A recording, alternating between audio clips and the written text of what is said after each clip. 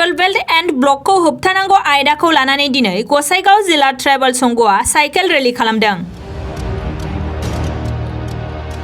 Gossaigaon district unit of all Assam tribal संघ and youth लीगनि बानजायनायाव दिनै गसाइगाव महकुमानि सिङाव थानाय गयबारि गामिनि गुदि फरायसालिनिफ्राय जागायनानै मोनसे सांग्रांथियारि साइकेल रेली खालामदों।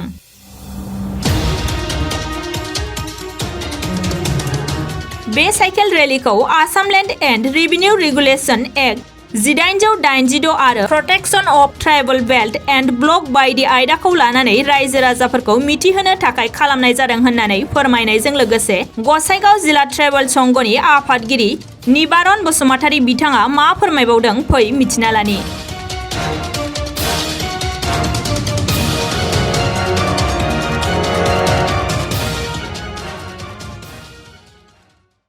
जोंहा थांनाय 4 डिसेम्बर 2022 मायथाइ जोंनि मिरु आफाद अल आसाम ट्राइबल संघ आरो अल आसाम ट्राइबल यूथ लीगनि जथाय मेल खुंनाय जादोंमोन।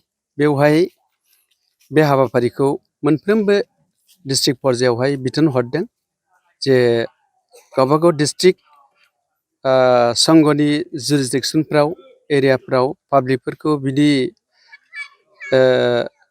ट्राइबल सुबुंफोरनि समस्या आरो मोनफ्रोमबो जेनाखि जेंनाफोर बेफोरनि सायाव मोजाङै मोनसे इनफरमेशन होनो थाखाय बे एवारनेस प्रग्रामखौ जोंनो बिथोन हरदों। आरो बिनि गेजेराव बे एवारनेस प्रग्रामा मेनलि जों बेखौ दिनै गसाइगाव डिस्ट्रिक्ट अल आसाम ट्राइबल संघ आरो अल आसाम ट्राइबल यूथ लीग जथायै जोङो दिनैनि बे गोथार हाबाफारि साइकेल रेली एवारनेस प्रग्रामखौ जों लादों। आरो दयसे एसे आगोलाव आं बुंदों जोंनि बे हाबाफारिया जोंनिनो डिस्ट्रिक्ट यूनिटनि सिङाव थानाय बे गयबारि होननाय जायगानिफ्राय स्टार्ट खालामनानै फिनिशिं पइन्टखौ जोङो बर' बिना खाथायाव लाहैगोन। आरो बिदि गिबियावनो दङ जोंहा अननायै बा इलिगेलै थानाय जे सुबुंफोर नन बनाफाइड बायदि सुबुंफोर नन एसटिफोर जोंनि हायाव बिसोरो इलिगेल भाबै दखल खालामनानै बसबास खालामनानै दङ। दा बिथांमोनखौ बे जोंनि tribal area tribal belt and block एलेकानिफ्राय एभिक्सन खालामनांगौ होननानै जोंनो बिथोन हरनायलाय जोंनि बे दिनैनि बे हाबाफारिनि गेजेरजों सुबुंफोरनो जोंनि गासिबो ट्राइबेल सुबुंफोरनो जों मिथिनो थाखाय बे बेबस्थाखौ जों लानाय जादों कार्यसुचिखौ। आरो लोगोसे जोंनि हाफोरा ट्राइबेलनि हाफोरा सिकिउरिटि थानांगौ। आरो लोगोसे आरो दंबावो जोंहा रिकगनाइज फरेस्ट डुवेलार्स एक्ट 2006 जाय ट्राइबेल सुबुंफोरा हाग्रा ओनसोलाव थानानै गोबाव सम रायजो जाबोनाय बिथांमोना हानि सिकिउरिटि गैया आरो बिथांमोननि हानि पाट्टा गैया। बिथांमोननो गोख्रैनो हानि सिकिउरिटि आरो पाट्टा होनांगौ होननानै बे एवारनेस प्रग्रामखौ जोङो लानाय जादों बिथोन बादियै। आरो जोंहा बिनि बादैबो गोबां दंबावो जे जोंहा ट्राइबेलफोरनि माखासे बेकलग पस्ट दङ।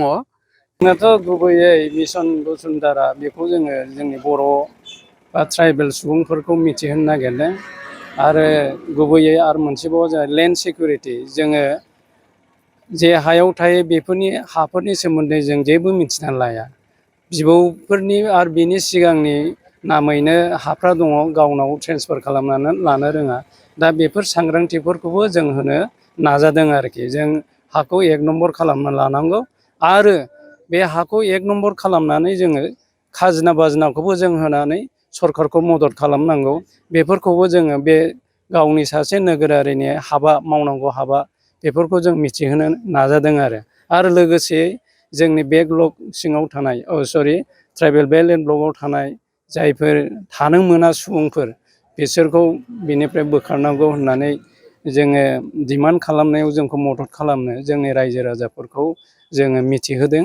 आरो जोंनि एसे सिगां आफादगिरि बुंनाय बादि जोंनि आसाम गभर्नमेन्टनि गुबुन गुबुन बिफानाव जोंनि एसटि बेकलगा गोग्लैसोनानै दङ। दा बेफोरखौ थाबै सुफुंना होनांगौ होननानै जोङो जोंनि बे सोमावसारनायाव मदद होनो थाखाय रायजो राजाफोरनि सायाव जों बेखौ फोसावनाय जादों आरो गोजोन्थों। बबे जायगानिफ्राय आरो गंबेसे गामि गिदिंनानै बहा फोजोबदों? जोङो दा गयबारिनिफ्राय स्टार्ट खालामदों। जोंनि बे ओनसोलावहाय जोंनि बिनाखाता मौजाखौनो बुङो जों बेखौ।